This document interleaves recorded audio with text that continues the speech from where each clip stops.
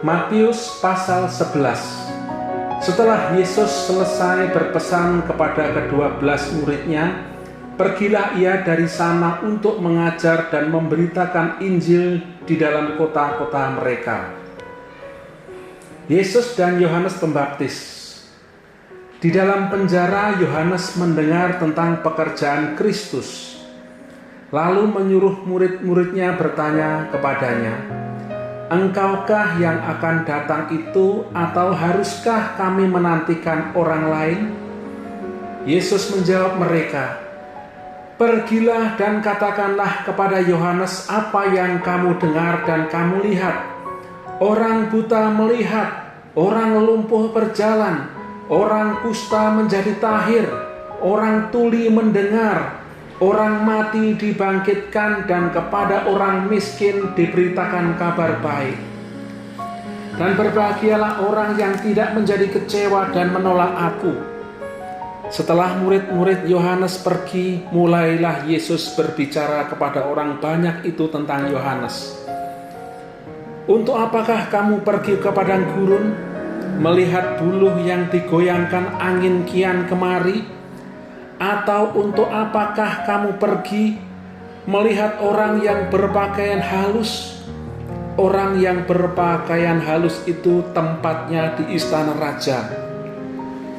Jadi untuk apakah kamu pergi melihat nabi? Benar, aku berkata kepadamu, bahkan lebih daripada nabi, karena tentang dia ada tertulis, 'Lihatlah, aku menyuruh utusanku mendahului engkau, ia akan mempersiapkan jalanmu di hadapanmu.' Aku berkata kepadamu, sesungguhnya di antara mereka yang dilahirkan oleh perempuan tidak pernah tampil seorang yang lebih besar daripada Yohanes Pembaptis. Namun yang terkecil dalam kerajaan surga lebih besar daripadanya. Sejak tampilnya Yohanes Pembaptis hingga sekarang, kerajaan surga diserong dan orang yang menyerongnya mencoba menguasainya. Sebab semua nabi dan kitab Taurat bernubuat hingga tampilnya Yohanes. Dan jika kamu mau menerimanya, ialah Elia yang akan datang itu. Siapa bertelinga, hendaklah ia mendengar. Dengan apakah akan kuumpamakan angkatan ini? Mereka itu seumpama anak-anak yang duduk di pasar dan berseru dengan teman-temannya. Kami meniup seruling bagimu, tetapi kamu tidak menari. Kami menyanyikan kidung duka, tetapi kamu tidak berkabung. Karena Yohanes datang, ia tidak makan dan tidak minum, dan mereka berkata, ia kerasukan setan. Kemudian anak manusia datang, ia makan dan minum, dan mereka berkata, lihatlah, ia seorang pelahap dan peminum, sahabat pemungut cukai dan orang berdosa, tetapi hikmat Allah dibenarkan oleh perbuatannya. Yesus mengecam beberapa kota. Lalu Yesus mulai mengecam kota-kota yang tidak bertobat, sekalipun di situ ia paling banyak melakukan mujizat-mujizatnya. Celakalah engkau Korazim, celakalah engkau Betsaida, karena jika di Tirus dan di Sidon terjadi mujizat-mujizat yang telah terjadi di tengah-tengah kamu, sudah lama mereka bertobat dan berkabung. Tetapi aku berkata kepadamu, pada hari penghakiman, tanggungan Tirus dan Sidon akan lebih ringan daripada tanggunganmu. Dan engkau Kapernaum, apakah engkau akan dinaikkan sampai ke langit? Tidak, engkau akan diturunkan sampai ke dunia orang mati.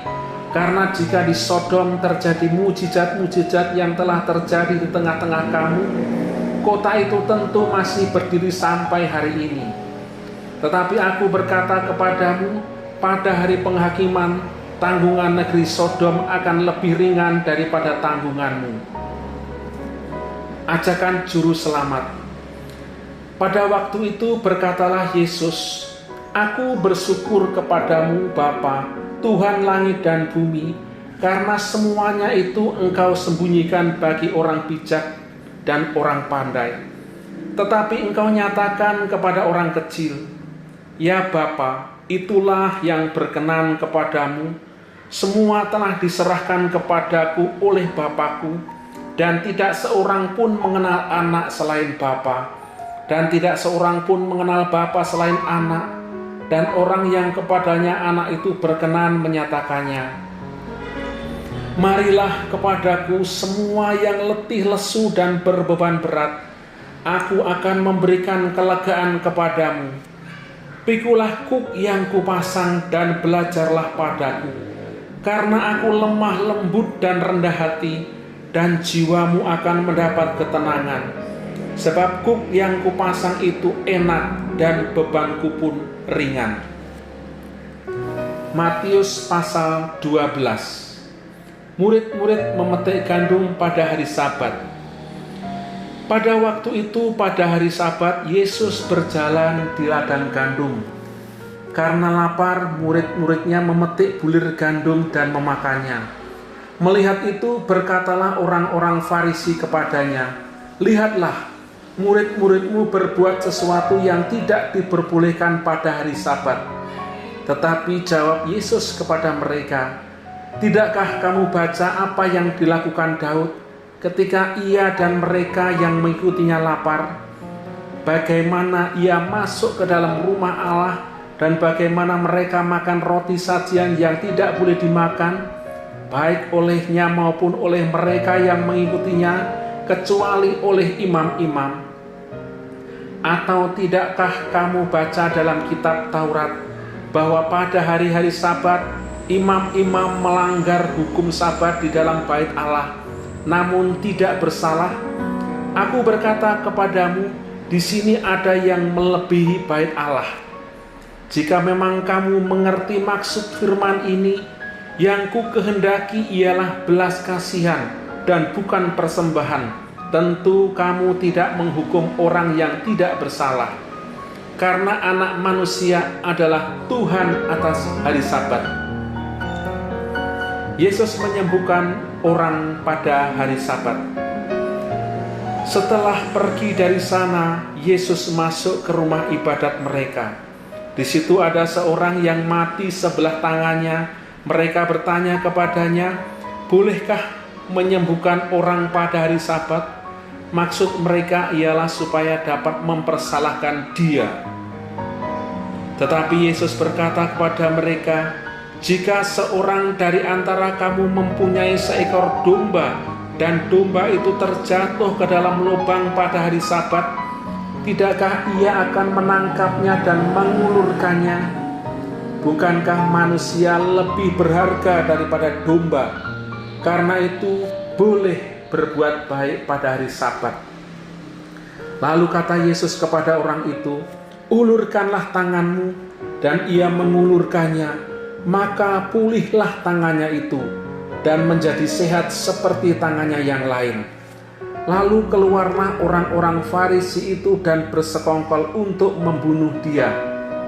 Tetapi Yesus mengetahui maksud mereka, lalu menyingkir dari sana. Yesus hamba Tuhan.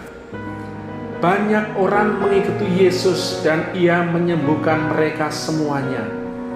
Ia dengan keras melarang mereka memberitahukan siapa Dia, supaya genaplah firman yang disampaikan oleh Nabi Yesaya. "Lihatlah, itu hambaku yang kupilih, yang kukasihi, yang kepadanya jiwaku berkenan. Aku akan menaruh rohku ke atasnya, dan ia akan memaklumkan hukum kepada bangsa-bangsa. Ia tidak akan berbantah dan tidak akan berteriak, dan orang tidak akan mendengar suaranya di jalan-jalan. Buluh yang patah terkulai tidak akan diputuskannya, dan sumbu yang pudar nyalanya tidak akan dipadamkannya, sampai ia menjadikan hukum itu menang. Dan padanyalah bangsa-bangsa akan berharap." Yesus dan Beelzebul. Kemudian dibawalah kepada Yesus seorang yang kerasukan setan. Orang itu buta dan bisu, Lalu Yesus menyembuhkannya sehingga si bisu itu berkata-kata dan melihat. Maka takjublah sekalian orang banyak itu, katanya, ia ini agaknya anak Daud. Tetapi ketika orang Farisi mendengarnya, mereka berkata, dengan Beelzebul penghulu setan ia mengusir setan. Tetapi Yesus mengetahui pikiran mereka, lalu berkata kepada mereka, setiap kerajaan yang terpecah-pecah pasti binasa, dan setiap kota atau rumah tangga yang terpecah-pecah tidak dapat bertahan. Demikianlah juga kalau iblis mengusir iblis, ia pun terbagi-bagi dan melawan dirinya sendiri. Bagaimanakah kerajaannya dapat bertahan? Jadi jika aku mengusir setan dengan kuasa Beelzebul, dengan kuasa siapakah pengikut-pengikutmu mengusirnya? Sebab itu merekalah yang akan menjadi hakimmu. Tetapi jika aku mengusir setan dengan kuasa Roh Allah, maka sesungguhnya kerajaan Allah sudah datang kepadamu. Atau bagaimanakah orang dapat memasuki rumah seorang yang kuat dan merampas harta bendanya apabila tidak diikatnya dahulu orang kuat itu? Sesudah diikatnya, barulah dapat ia merampok rumah itu. Siapa tidak bersama aku, ia melawan aku, dan siapa tidak mengumpulkan bersama aku, ia mencerai-beraikan. Sebab itu aku berkata kepadamu, segala dosa dan hujat manusia akan diampuni, tetapi hujat terhadap Roh Kudus tidak akan diampuni. Apabila seorang mengucapkan sesuatu menentang anak manusia, ia akan diampuni. Tetapi jika ia menentang Roh Kudus, ia tidak akan diampuni. Di dunia ini tidak, dan di dunia yang akan datang pun tidak. Jikalau suatu pohon kamu katakan baik, maka baik pula buahnya.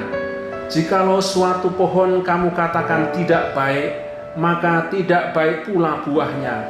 Sebab dari buahnya lah pohon itu dikenal. Hai kamu keturunan ular beludak, bagaimanakah kamu dapat mengucapkan hal-hal yang baik, sedangkan kamu sendiri jahat? Karena yang diucapkan mulut meluap dari hati. Orang yang baik mengeluarkan hal-hal yang baik dari perbendaharaannya yang baik, dan orang yang jahat mengeluarkan hal-hal yang jahat dari perbendaharaannya yang jahat. Tetapi aku berkata kepadamu, setiap kata sia-sia yang diucapkan orang harus dipertanggungjawabkannya pada hari penghakiman. Karena menurut ucapanmu engkau akan dibenarkan, dan menurut ucapanmu pula engkau akan dihukum. Tanda Yunus.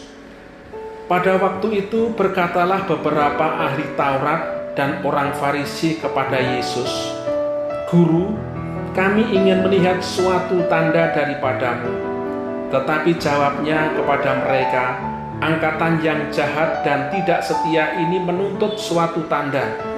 Tetapi kepada mereka tidak akan diberikan tanda selain tanda Nabi Yunus. Sebab seperti Yunus tinggal dalam perut ikan 3 hari 3 malam, demikian juga anak manusia akan tinggal dalam rahim bumi 3 hari 3 malam. Pada waktu penghakiman, orang-orang Niniwe akan bangkit bersama angkatan ini dan menghukumnya juga, sebab orang-orang Niniwe itu bertobat setelah mendengar pemberitaan Yunus. Dan sesungguhnya yang ada di sini lebih daripada Yunus. Pada waktu penghakiman, ratu dari selatan itu akan bangkit bersama angkatan ini, dan ia akan menghukumnya juga, sebab ratu ini datang dari ujung bumi untuk mendengar hikmat Salomo. Dan sesungguhnya yang ada di sini lebih daripada Salomo. Kembalinya roh jahat. Apabila roh jahat itu keluar dari manusia, ia pun mengembara ke tempat-tempat yang tandus mencari perhentian, tetapi ia tidak mendapatnya. Lalu ia berkata, aku akan kembali ke rumah yang telah kutinggalkan itu. Maka pergilah ia dan mendapati rumah itu kosong, bersih tersapu dan rapi teratur. Lalu ia keluar dan mengajak 7 roh lain yang lebih jahat daripadanya, dan mereka masuk dan berdiam di situ. Maka akhirnya keadaan orang itu lebih buruk daripada keadaannya semula. Demikian juga akan berlaku atas angkatan yang jahat ini. Yesus dan sanak saudaranya. Ketika Yesus masih berbicara dengan orang banyak itu, ibunya dan saudara-saudaranya berdiri di luar dan berusaha menemui dia. Maka seorang berkata kepadanya, "Lihatlah, ibumu dan saudara-saudaramu ada di luar dan berusaha menemui engkau." Tetapi jawab Yesus kepada orang yang menyampaikan berita itu kepadanya, "Siapa ibuku dan siapa saudara-saudaraku?" Lalu katanya sambil menunjuk ke arah murid-muridnya, "Ini ibuku dan saudara-saudaraku. Sebab siapapun yang melakukan kehendak Bapa-Ku di sorga, dialah saudaraku laki-laki, dialah saudaraku perempuan, dialah ibuku."